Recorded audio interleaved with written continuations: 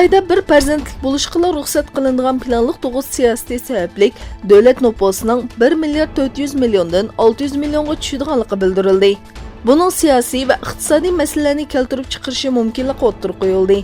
Sabah gazetasining xabar qilishicha, Xitoy ijtimoiy fanlar akademiyasining dekabr e'lon qilgan bir dokladida davlat noposining yillardan buyon ijro qilinayotgan planliq tug'ish siyosati natijasida tunji qadam shiddat bilan tushishga duch kelganligi bildirildi.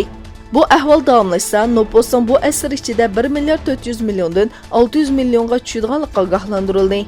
Dokladda 800 million noposning ozlab ketishining nopos krizisi bilan birga siyosiy va iqtisodiy masalalarni keltirib chiqaradiganligi ta'kidlandi.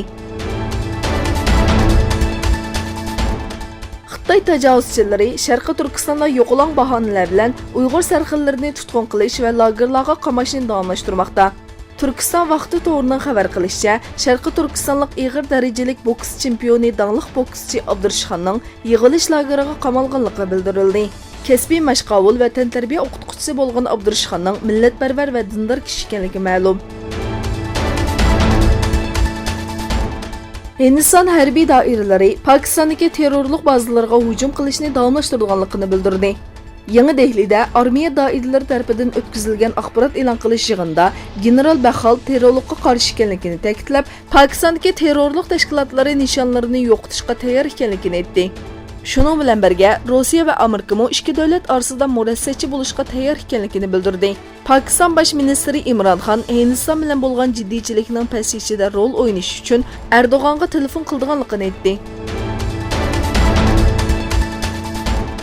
Amerika prezidenti Donald Trump Suriyada Daeshning qo'lda bo'lgan barliq zaminlarni 100% qaytarib olganligi haqida bayonot e'lon qildi.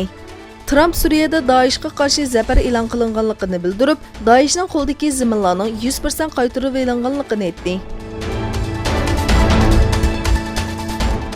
Amerikaning Venezuelada xalqaro kuzatuvchilarning nazoratida saylam o'tkazishni tashabbus qilgan loyihasi Birlashgan Davlatlar Tashkiloti Xavfsizlik kengashida Rossiya va Xitoyning rad qilishiga uchirdi. Yana bir tarafdan Rossiyaning Venezuelaning siyosiy mustaqilligiga qarta kuch ishiltish va ichki ishlariga aralashishni rad qilish haqidagi loyihasi Xavfsizlik kengashida ma'qullanmadi.